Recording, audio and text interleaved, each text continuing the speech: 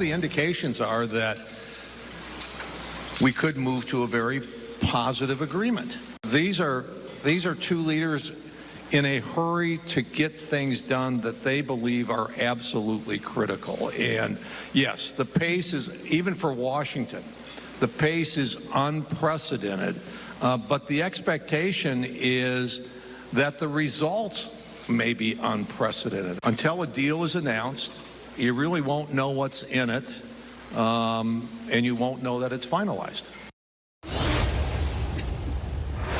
Just how close could a Canada-U.S. trade deal be? As we've been reporting, language of an agreement has been trading hands between Canadian and U.S. officials. And last month on this program, Trump's ambassador to Canada said a deal could come by July. Ultimately, though, as you heard him say, it is all going to come down to Donald Trump. Let's bring in the front bench to talk about the prospect of that. Sharon Carr is the former Deputy Chief of Staff to former Finance Minister Bill Morneau. Jamie Ellerton is a conservative strategist and the founder and principal of Canaptus. Former interim NDP National Director Carl Belanger is here. He's now the president of Traction Strategies. And Hannah Thibodeau rounds us out. She's a former news anchor, now an executive communications officer at Global Public Affairs. Hi, everybody. Hello. Nice to see you. I feel a bit of deja vu. I think like a few weeks ago we were having this exact conversation after the ambassador said that. Since then, there's been a whole bunch of speculation. Two things I think really ground this right now, Hannah. The first is that we have not leveled counter tariffs on steel and aluminum. We're putting off that decision clearly for a reason. And the second is, I don't think it was out of nowhere that all of a sudden they decided to hit 2% this year and announce it when a month ago they were saying it would take an extra 5 years. There's a lot going on behind the scenes right now. When I was talking to contacts all this week, up until today, telling clients that the deal was baked between Canada and the U.S., that deal was baked until today. And then things changed. The deal was baked, and all they needed was President Donald Trump to sign off. And I heard it was going to happen either Thursday or Friday. So we start talking about that. But nothing stays the same with Donald Trump. What I think happened, and this is what I'm hearing from my American contacts, is the deal with China happened. That happened late Tuesday. We heard Donald Trump out on Truth Social. What does that mean? That 145% tariffs they had put on China, business was basically shutting down because they couldn't get what they needed from one of their, if not their biggest trade country. Now that has changed. So again, I'm talking to people. It's like, why is this getting delayed? It's not that it's not going to happen, for sure. It's just a timeline thing now.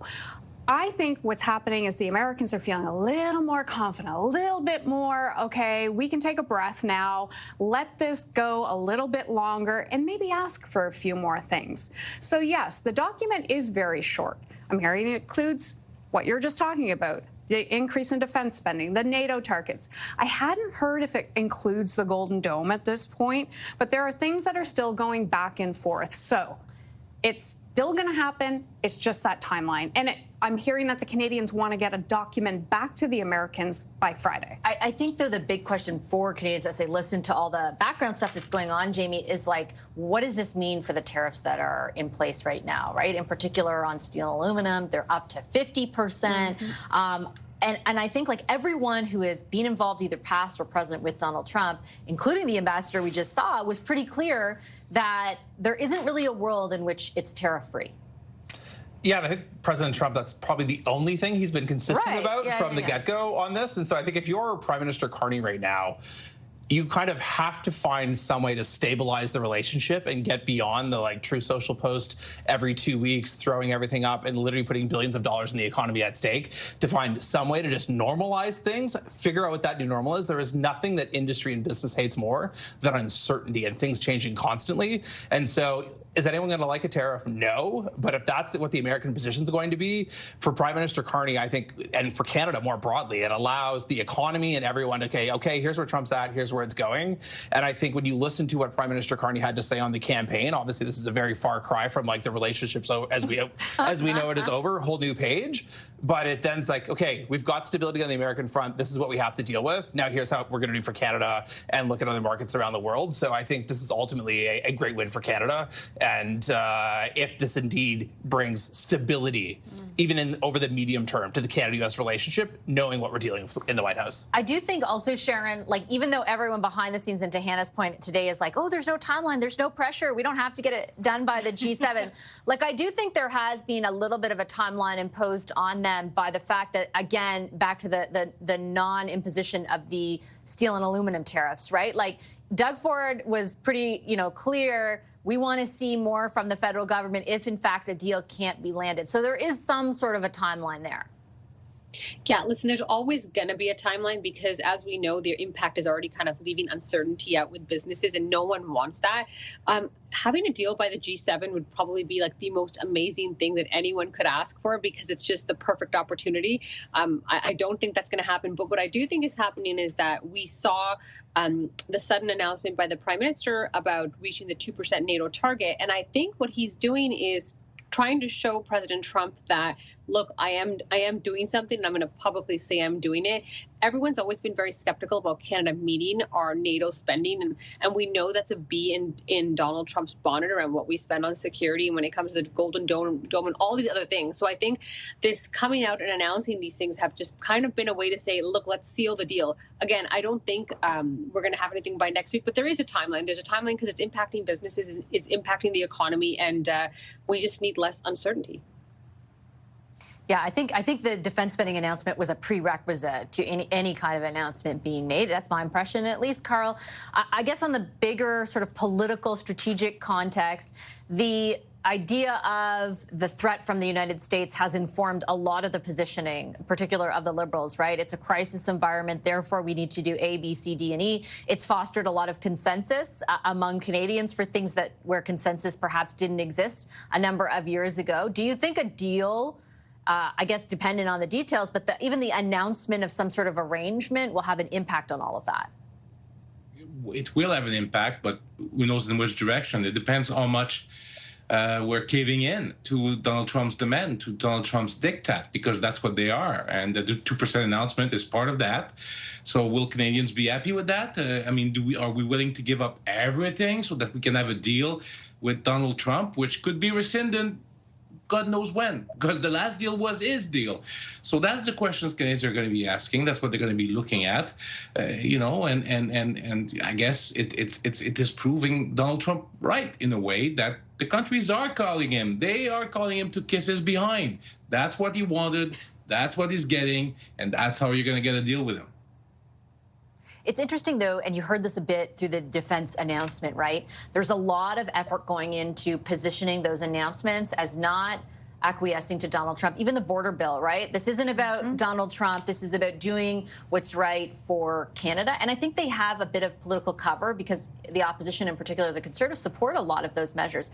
At the same time, Carl brings up a good point, like how far are we going to be able to go before Canadians are like, well, how much are we doing just for Donald Trump? Well, and that's going to be the big question when we see whatever this document is between the Canadians and the Americans, and how much did we have to give to appease the American president. So the devil will be in the details, and I know that's a kind of a cliche saying, but yes, and the goodwill towards Mark Carney is being extended right now with all of these promises that he's making. He's raising the bar so high, he has to be the best high jumper out there in order to fulfill all these promises. He might have long legs, he might have a good jump, I don't know, but he's gonna have to start putting, his money where his mouth is. And that's what we're going to see when we see these details. That's what's going to happen when we see these national projects, things that have to be announced in the next couple of weeks, because this is a honeymoon period for Mark Carney. And in like any relationship, you have to start showing that you can contribute to that relationship. And then if not, at a point, people start looking elsewhere. I think also that reminds me of what I sort of saying to Carl, Jamie, which is like so much of the pitch from Mark Carney is predicated on the fact that Donald Trump has taken aim at us. If that dissipates to any degree, like, is it as easy to get the big projects built or the internal trade barriers? Like, does the momentum quell in both a strategic and, like, pragmatic sense? Yeah, to give you a bluntly assess the politics of this, I think it's undeniable that Mark Carney has taken the Liberal Party back towards the center, even center-right, in a lot of ways. All the meanwhile, the progressive flank, he gets to run the table. The NDP are effectively non-existent, and they seem stuck on, like, Canadian Federation of Student talking points, talking themselves into what they're going to do for the brave radical future if only they own the means of production. And so he's got a lot of operating room. And so I think when you look at where this government's going and what they're trying to do, take defense spending. It is actually embarrassing, the state of the Canadian Armed Forces today. This is something Canada should be doing without just because the Americans are telling us. And I think where Prime Minister Carney's actually created a lot of maneuverability for himself. Yes, it's now going to be that 2% target. Golden Dome, Canada's going to be with it if Congress approves it, and if the Americans actually get around to actually getting it done, Canada down the road sometime will maybe be there. But he's also talked about how he wants to look to other allies and other supply chains to diversify Canada's procurement stock. And I think when you also look at a headline that's probably not really being talked about a lot in Ottawa today, but the Financial Times reported that the Americans are looking to pull out of AUKUS and renegotiate that nuclear submarine major strategic defense pact with Australia and the United Kingdom. Those are two countries that take their armed forces incredibly serious and put a lot of money up into it. And so Donald Trump, on the one hand, thinks he's having all these people call him for a deal. Canada is unique in only one way because our economies are so integrated. Like, I think as Canadians, we often overstate how unique and special we are in international affairs. But when it comes to the Americans, I think it is particularly actually true just because of how integrated our economies are as a result of geography. When the rest of the world is increasingly now going to be reluctantly dealing with Donald Trump, again, find a way just to get it stabilized and have him stop flipping the table every other week. It also is incentivizing people to look elsewhere and strengthen old Western alliances. And I think Mark Carney, based off what he's been saying and the agenda he's keeping, he's very much active in those conversations as well. If stable is stable. That's the only thing, right? Who knows, right?